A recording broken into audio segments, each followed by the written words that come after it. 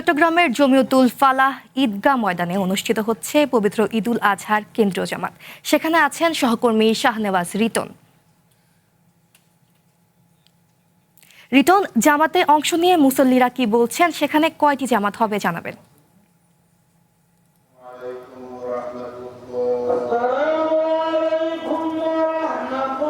সঙ্গীতে ঈদ মুবারক। চট্টগ্রামের জমিয়তুল ফালাহ জাতীয় মসজিদ ময়দানে এইমাত্র প্রথম জামাতটি অর্থাৎ চট্টগ্রামের যে প্রধান জামাতটি শেষ হয়েছে।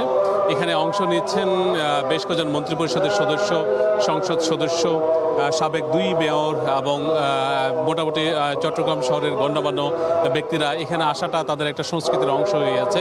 এখানে আছেন ভূমি প্রতিমন্ত্রী ব্যারিস্টার মীর মোহাম্মদ হেলাল উদ্দিন, সাবেক মেয়র, তিনি চট্টগ্রাম সিটি কর্পোরেশনের প্রথম মেয়র মাহমুদুল ইসলাম চৌধুরী, সাবেক বিমান মন্ত্রী এবং চট্টগ্রামের সিটি মেয়র আমির মোহাম্মদ নাসির উদ্দিন তিনি সাবেক মেয়র।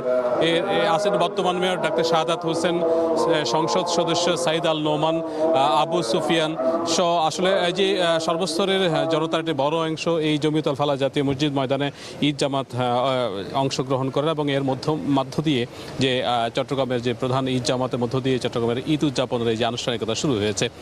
আমরা যদি দেখি যে এখানে বিভিন্ন দল, বিভিন্ন সংগঠনের শীর্ষ নেতৃবৃন্দ এখানে যথারীতি উপস্থিত হয়ে থাকে। এটি একটি রেওয়াজের মধ্যে পড়ে আছে। আমি একটু করে এর মধ্যেই নিচে শেষ করেছেন আমি। খুতবা হচ্ছে চট্টগ্রামের 2জন সাবেক মেয়র এখানে আছেন, মাননীয় ভূমি প্রতিমন্ত্রী আছেন, সংসদ সদস্য এবং বর্তমান মেয়ররা আছেন।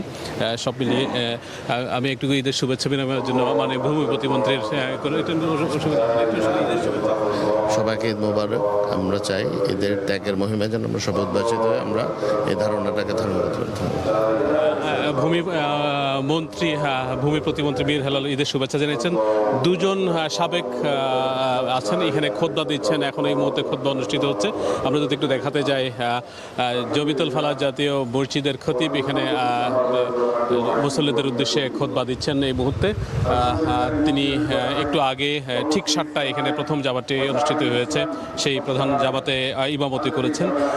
এর পরপরই চট্টগ্রাম শহরের আরও বেশ কটি জায়গায় একসঙ্গে, বিশেষ করে সিটি কর্পোরেশনের 41টি ওয়ার্ডে একসঙ্গে ঈদ জামাত অনুষ্ঠিত হয়।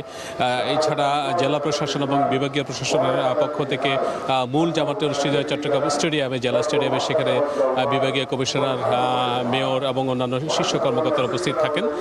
এর মধ্য দিয়ে মূলত যে ত্যাগের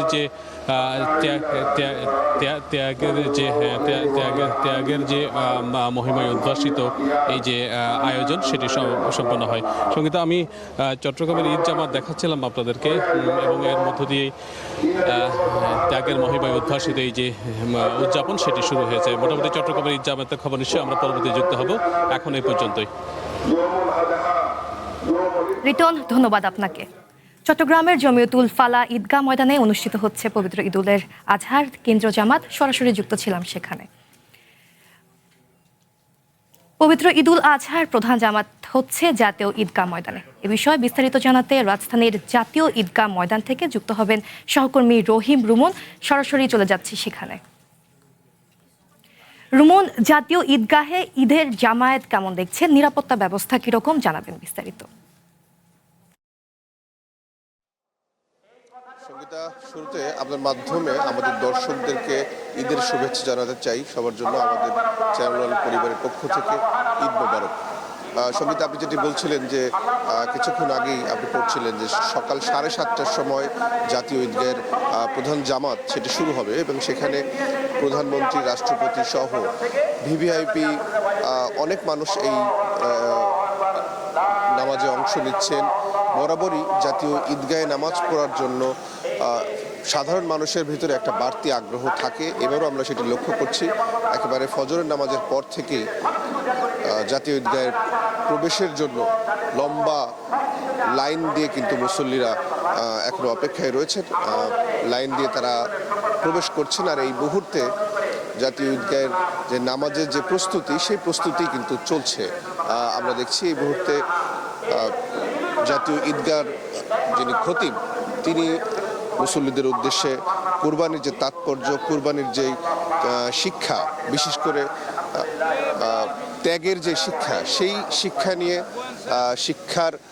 শিক্ষা আসলে মানুষের ভিতরে ছড়িয়ে দেওয়ার জন্য সাধারণ মুসল্লিদের সামনে তিনি এখন বয়ান করছেন। কিছুক্ষণ এই বয়ান আরও কিছুক্ষণ চলবে। এই বয়ানের ভেতরেই কোরবানির খুঁটিনাটি অনেক বিষয় কিন্তু খতিব সাহেব আমরা দেখছি যে বয়ান করছেন। কারণ কুরবানির যে বেশ কিছু নিয়ম কানুন রয়েছে, যেখানে অনেক সময় কুরবানির যে মূল শিক্ষা, সেই শিক্ষা থেকে অনেক সময় দেখা যায় যে মানুষ এটিকে আসলে ভুলভাবে জানেন বা ভুলভাবে তারা কিন্তু কোরবানিকে উপস্থাপন করেন। সেই যে তাদের যে মানুষের যে ভুল ধারণা, মানুষের যে কোরবানির যে সঠিক যে তাৎপর্য, সেই তাৎপর্য তুলে ধরে কিন্তু তিনি এখন বক্তব্য দিচ্ছেন। যেটি আগেই বলেছি যে এই জাতীয় ঈদগাহ ময়দান যেহেতু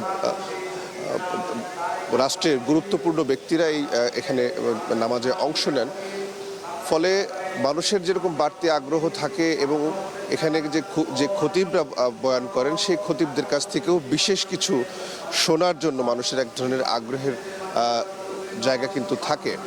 যেটি বলছিলাম, এখনও নামাজের বেশ কিছু সময় রয়েছে।